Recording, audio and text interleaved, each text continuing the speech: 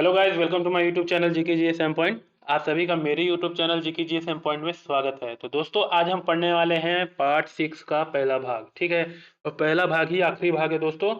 मतलब क्या आखिरी भाग हो गया, कैसे क्या? तो देखिए, मृदा संसाधन जो है उसका ये आखिरी टॉपिक है। ठीक है, मृदा संसाधन का आखिरी भाग है। ठीक है, तो आज हम पढ़ेंगे एमपी पटवारी 2023 special MP GK topic wise मृदा संसाधन पार्ट 6.1। ठीक है, 6.1। ओके, तो चलिए आगे की ओर चलते हैं बिना टाइम बर्बाद करते हुए। तो दोस्तों, फर्स्ट क्वेश्चन है आपके। क्या है आपका फर्स्ट क्वेश्चन?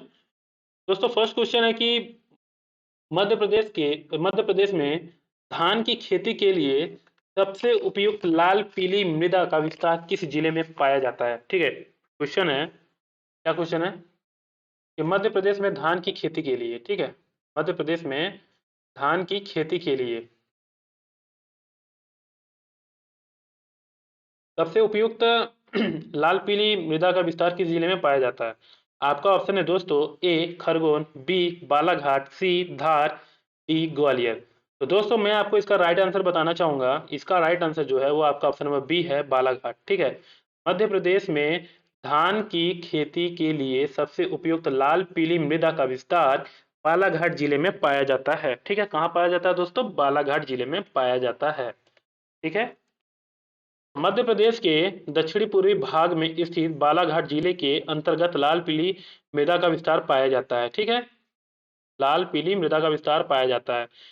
इस कारण बालाघाट सर्वाधिक चावल उत्पादक जिला है। ठीक ना, इस कारण बालाघाट जो है सर्वाधिक चावल उत्पादक जिला है। ठीक है, हाल ही में बालाघाट के चिन्नौर चावल को, ठीक है, हाल ही में बालाघाट के चिन्नौर चावल को भौगोलिक संकेतक प्राप्त हुए हैं। ठीक है, कौन सा संकेतक प्राप्त हुआ? भौगोलिक संकेतक प्राप्त हुए हैं।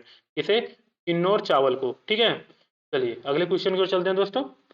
अगला क्वेश्चन है दोस्तों, काली मिट्टी के रंग के लिए जिम्मेदार डिजिट है। ठीक है, काली मिट्टी के रंग के लिए जिम्मेदार कौन है?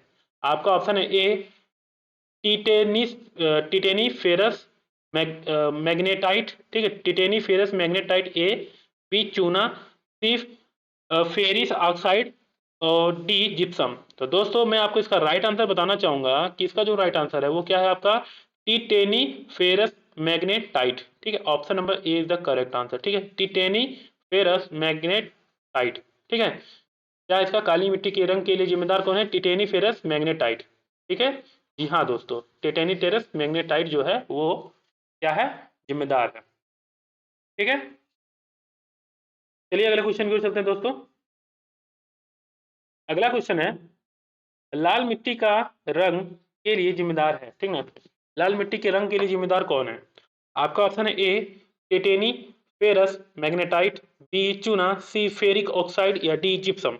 दोस्तों, इस क्वेश्चन का जो राइट आंसर है वो होगा आपका option number C ferric oxide.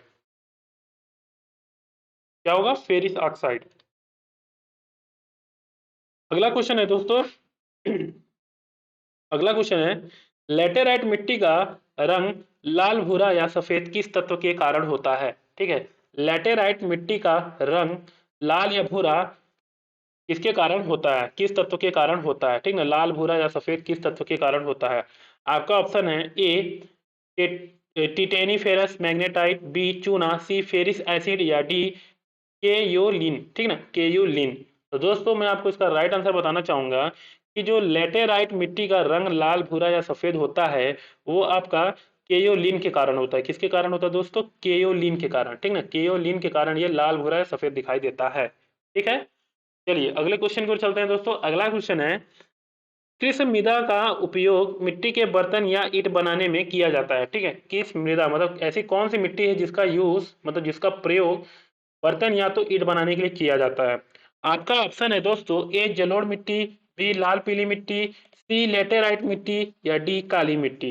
तो दोस्तों, मैं आपको इसका राइट आंसर बताना चाहूंगा। इसका जो राइट आंसर है वो है आपका ऑप्शन नंबर सी लेटेराइट मिट्टी। ठीक है, लेटेराइट मिट्टी का यूज मिट्टी के बर्तन या ईंट बनाने में किया जाता है। ठीक है दोस्तों, चलिए, लेटेराइट लैटिन भाषा का शब्द है जिसका अर्थ होता है ब्रिक्स या ईंट, मतलब ईंट होता है इसका। लेटेराइट का मतलब, लैटिन का मतलब ही होता है ब्रिक्स यानी ईंट। लेटेराइट मिट्टी से ईंट या मिट्टी के बर्तन बनाए जाते हैं। ठीक है दोस्तों, चलिए अगले क्वेश्चन की ओर चलते हैं दोस्तों। अगला क्वेश्चन है दोस्तों, मध्य प्रदेश में कछारी मिट्टी का क्षेत्र है।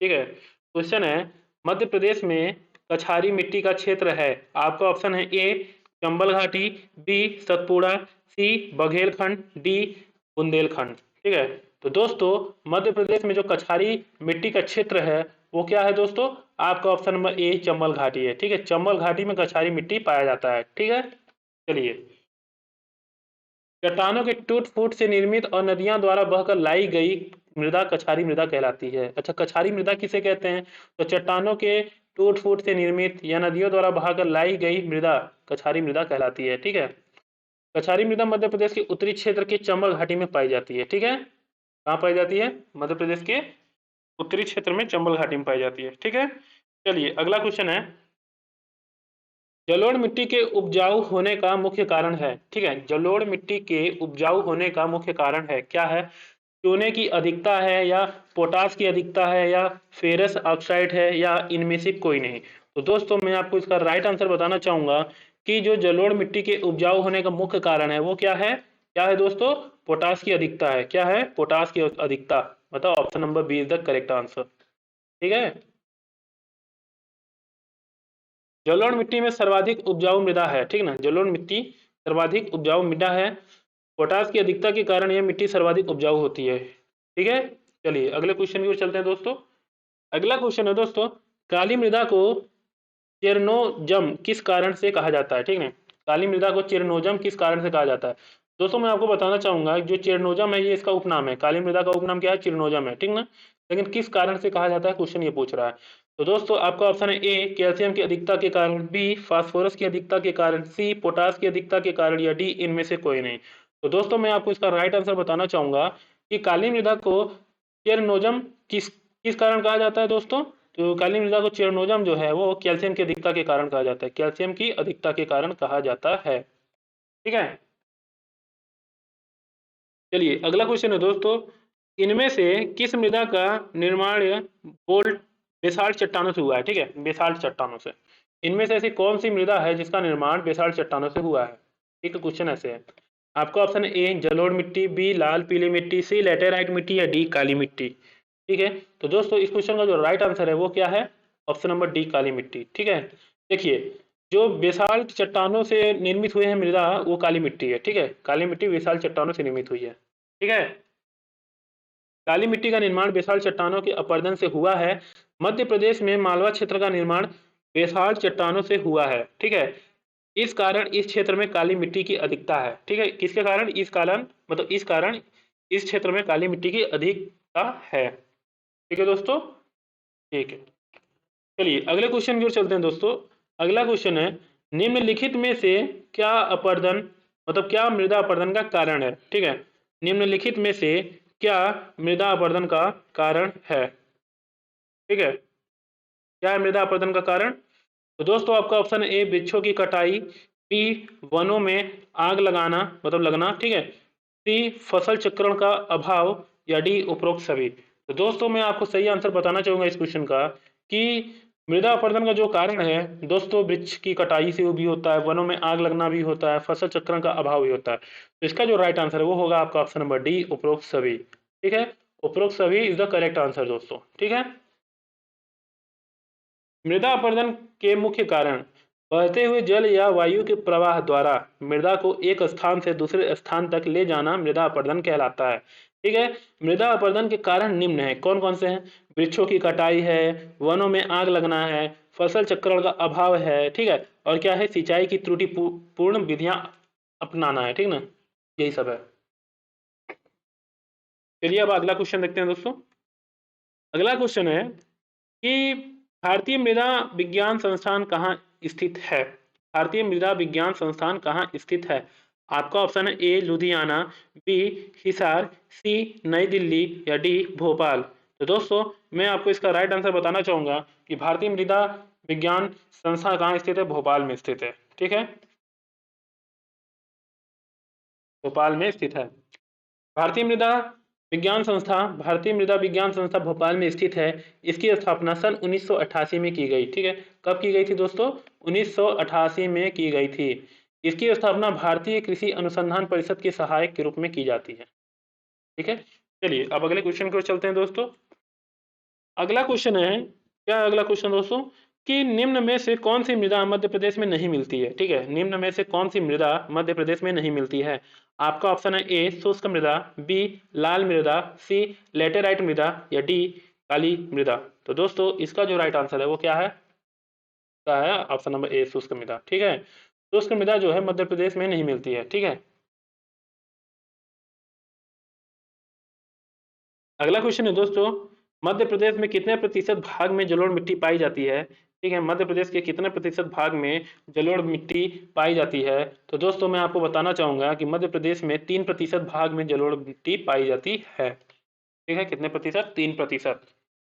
ठीक है, लाल पीली मिट्टी कितनी प्रतिशत पाई जाती है दोस्तों, 33%, और काली मिट्टी जो है वो 47 यानी 47% पाई जाती है। ठीक है, चलिए अगला क्वेश्चन है दोस्तों, चलका और ढोरसा किस मिट्टी के अन्य नाम है। ठीक है, चरका और डोरसा किस मिट्टी के अन्य नाम है। आपका ऑप्शन है ए जलोढ़ मिट्टी, बी लाल पीली मिट्टी, सी लेटेराइट मिट्टी, या डी काली मिट्टी। ठीक है, तो दोस्तों मैं आपको इसका राइट आंसर बताना चाहूंगा कि लाल पीली मिट्टी जो है वो क्या है, चलका और डोरसा मिट्टी के अन्य नाम है। ठीक है, अगला क्वेश्चन है, मध्य प्रदेश की किस मृदा को कपास मृदा के नाम से जाना जाता है। ठीक है, किस मृदा को दोस्तों, तो जी हाँ आप सही सोच रहे हैं, काली मृदा को कपास मृदा के नाम से जाना जाता है। Option number D is the correct answer. ठीक है, चलिए अगला क्वेश्चन है, निम्न में से किसे काली मिट्टी के नाम से जाना जाता है। ठीक है, किसे काली मिट्टी के नाम से जाना जाता है दोस्तों, तो निम्न में से काली मिट्टी से के नाम से किसे जाना जाता है। आपका ऑप्शन है ए रेगुर मिट्टी, बी बांगर मिट्टी, सी खादर मिट्टी, या डी इनमें से कोई नहीं। तो दोस्तों इसका जो राइट आंसर है वो है आपका ऑप्शन नंबर ए रेगुर मिट्टी। रेगुर मिट्टी को काली मिट्टी के नाम से जाना जाता है। ठीक है, रेगुर मिट्टी को काली मिट्टी के नाम से जाना जाता है। ठीक है, आइए अगला क्वेश्चन है दोस्तों, मध्य प्रदेश में काली मिट्टी के क्षेत्र का विस्तार मालवा पठार के अतिरिक्त कहाँ पाया जाता है। ठीक है, आपका ऑप्शन है ए छत्तीसगढ़ मैदान, बी नर्मदा घाटी मैदान, ठीक है, या बुंदेलखंड क्षेत्र, या मध्य भारत क्षेत्र।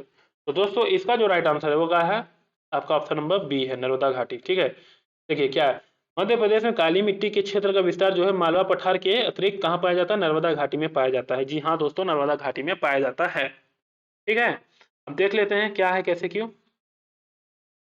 देखिए काली मिट्टी का जो विस्तार है निम्न क्षेत्रों पर है। कौन कौन से क्षेत्रों पर है, मध्य प्रदेश में काली मिट्टी का विस्तार जो है मालवा क्षेत्र के अतिरिक्त नर्मदा घाटी और निर्माण क्षेत्र में मिलता है। ठीक है, और जो काली मृदा कपास और सोयाबीन के लिए उपयुक्त मृदा मानी जाती है। ठीक है, क्या है, काली मृदा जो है वो कपास उत्पादन और सोयाबीन उत्पादन के लिए उपयुक्त मृदा मानी जाती है। ठीक है, तो आशा करता हूँ दोस्तों कि आपको ये वीडियो अच्छा लगा होगा और काफ़ी हद तक सारे क्वेश्चन ए टू जेड समझ आ गए होंगे। ठीक है, अगर आप हमारे चैनल पर नए हैं तो हमारे चैनल को आप सब्सक्राइब करिए। ठीक है, वीडियो को लाइक करिए, कमेंट करिए कैसा लगा आपको वीडियो, ये जरूर हमें बताएं, और साथ ही अपने दोस्तों के साथ इसे शेयर करिए। ठीक है, तो दोस्तों आज हम आपको फिर बता देते हैं एक बार कि हम आज मृदा संसाधन के सारे टॉपिक कवर कर चुके हैं। ठीक है, अब हम मिलेंगे नेक्स्ट अगले टॉपिक के साथ। ठीक है, तब तक के लिए जय हिंद जय भारत।